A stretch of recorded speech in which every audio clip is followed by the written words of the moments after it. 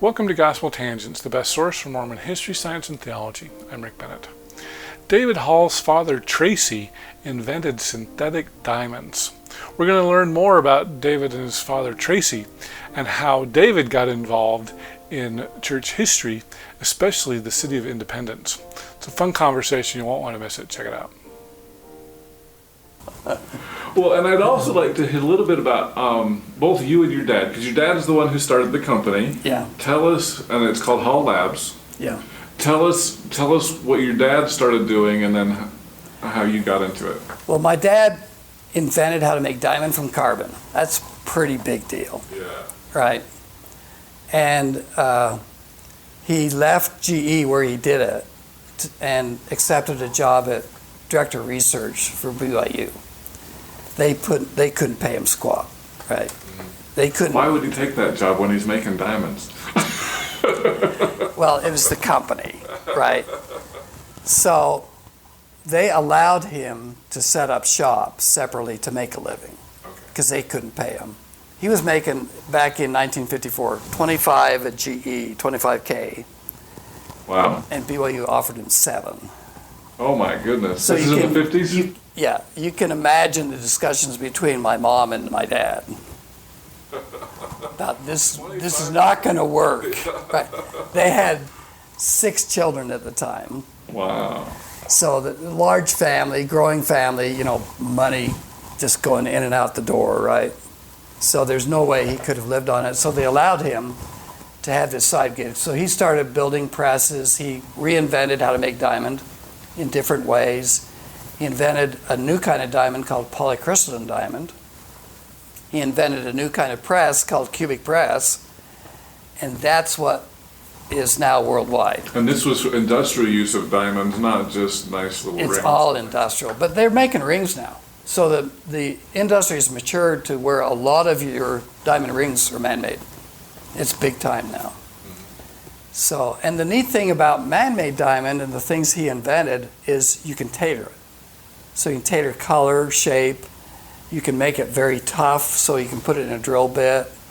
You can do all these things. So he was a great inventor, and those inventions are what started us. So I had an excellent start, right? I didn't start in my backyard, okay? I didn't start in the garage. I started machining stuff for my dad in the shop, right?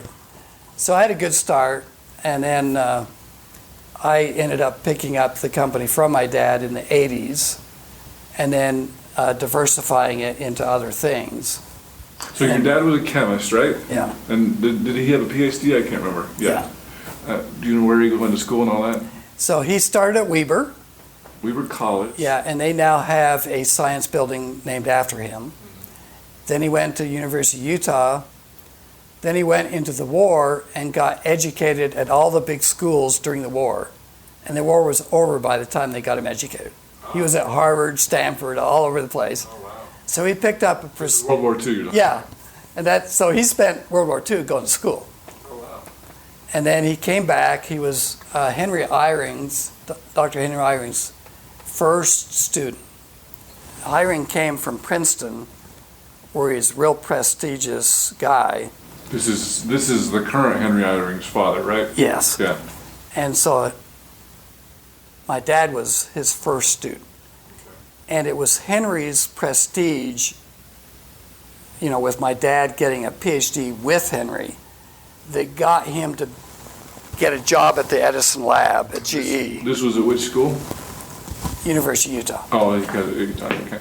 Yeah. So if Henry hadn't come back, my dad wouldn't have had enough references to get a job in the East.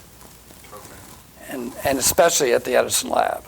Okay. And so that got him in, and then he was just a really good scientist and also an engineer, and so was the guy behind the diamond. And his name was Tracy Hall. Tracy Hall. Okay. So the Science Center at Weber State is the Tracy Hall Science Center. Okay, and I don't know if you guys probably can't see, but there's a bunch of diplomas just behind David here. There's a picture of his dad. Make sure I can see it there. And I was excited because right underneath the photo of his, or I guess the painting of your dad, it says Weber State College, and he got an honorary doctorate degree there. Yeah. And well, he got his first degree there too. His first degree. And so did my mom. And it's signed by Stephen Nadald. It doesn't have a date on there. I was bummed about that. But I know Stephen Nadald, is he still a 70? I can't remember. I don't know. He was the president of Weber State. Then he went on to, he's done a lot of stuff. He's been a 70. But I went to Weber State when President Nadald was president.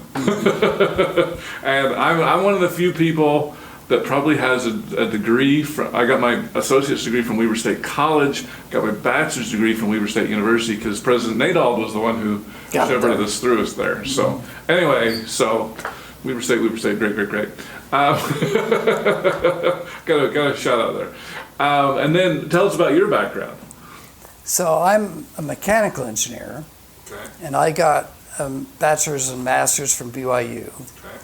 And then I went back and worked for Ingersoll Rand in the Rand Corporation. Well, Ingersoll Rand. Okay. They do compressors and drilling equipment and stuff like that. So I worked at their research center for 5 years, and then came back to Provo, started my own business called Deep Hole Drilling, went bust. Oh. More than once. Wow. And then joined my father's company called Mega Diamond at the time, and then worked there for 10 years before going back out on my own, taking over my dad's business. Okay. So I've been through plenty of hard knocks and, startups, lots of mortgages on my home. It's interesting, nobody likes to fail, but it's interesting that you said that your business went out. But I know that successful people are successful failures as well. Like because I'm sure you learned from those. Well, probably did. I didn't feel that way at the time. Oh, I know. Nobody does. This is what happened, right? Yeah. So, no, you just have to learn along the way.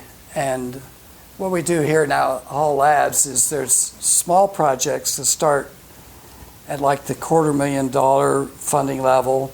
That's small, $250,000? Yeah. And then, that's really only a couple of people for half a year, right? So it's not huge because they have to spend money on stuff too, right? And then if it matures and is looking good, then the lab will put more money in, and then eventually we bring outside investors in. And then long term, we sell it all to somebody else. So we never keep something long term. Okay. It's because the sale of the older stuff has to fund the new stuff, right? Or otherwise you run out. Well, and you said once you get it going, then you get bored with it, and then you sell it off. Is that? That's me. That's not necessarily the people that take the company and go with it. Right. Because the lab starts to back away, right? Right. So then they can ignore me, right? Because I'm only in the lab. I'm not running Vanderhall, for instance, right? Right. So I'm not even on the board of Vanderhall, and so they can ignore me totally, right? But eventually you need to get at that stage and then start liquidating the more mature companies to sponsor the new projects, like Never Dump, like you saw, right? That's a huge problem, a huge opportunity as well. Never Dump is the water purification. The water purification, but it takes millions of dollars to solve that, right? It's not, you can start at $250,000, but that's not going to finish it, right? So you've got to be able to put multiple millions into it or it doesn't progress. Right. So how many companies do you have approximately right now? So we have about 10 companies. 4 or 5 of those are profitable and growing. Another 5 are earlier startups. And then we have about 10 projects that in some instances aren't even companies yet, right? But we're spending money on them if they continue to progress. And these are all ideas that you came because you're trying to figure out how to Well, it's endless, right? Yeah. I mean, so the engineers look at those problems and, okay, what do we got to solve, right? Food, water, sanitation, I mean, on and on, right? Energy. You just don't run out. Right? The one other idea I just wanted to mention was you were talking about how to make oil and natural gas cleaner. Can you tell us about that briefly? Yeah, we help the oil and gas industry through our technology really improve their productivity by a factor of about 100-fold.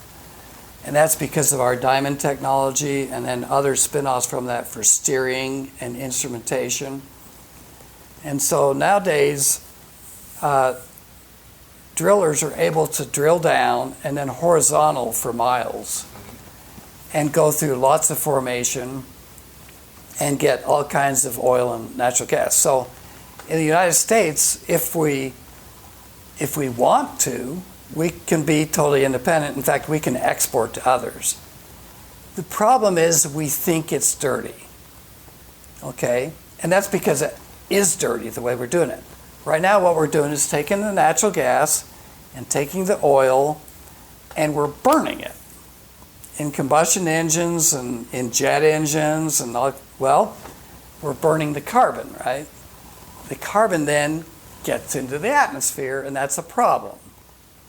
Well, if instead at the wellhead, at the sites where you're extracting it, or nearby at least, maybe you bring pipelines into a larger place, take the carbon energy and strip the hydrogen off, and use the hydrogen and put the carbon back where it came from. It's already there, right?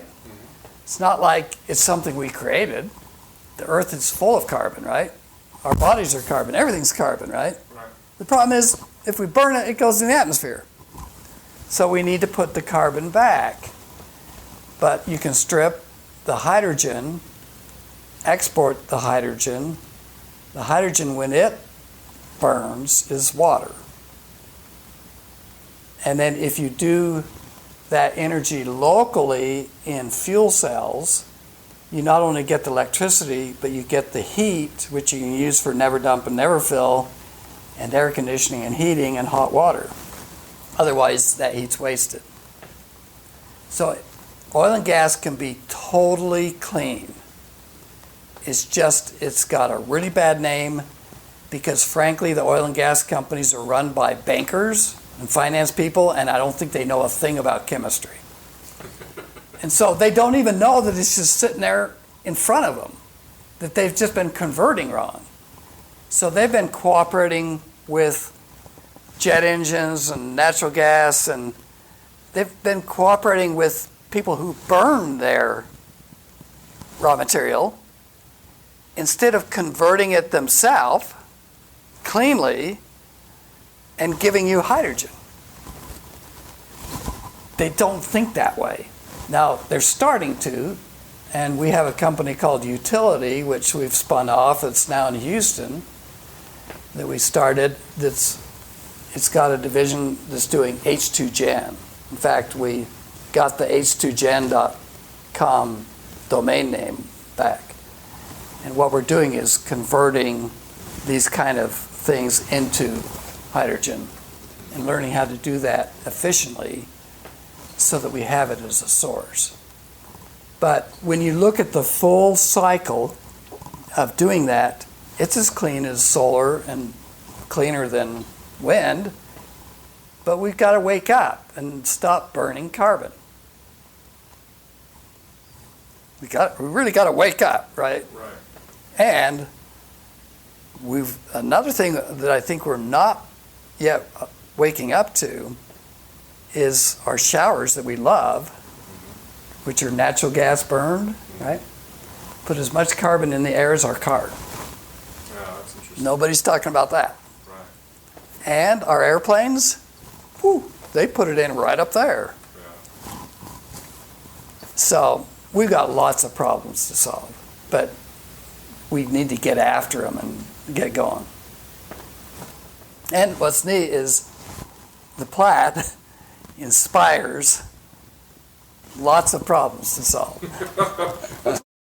I hope you enjoyed our conversation with David Hall. Our next conversation with David is going to be the last, and so make sure, in order to hear that, you've got to subscribe to our free newsletter.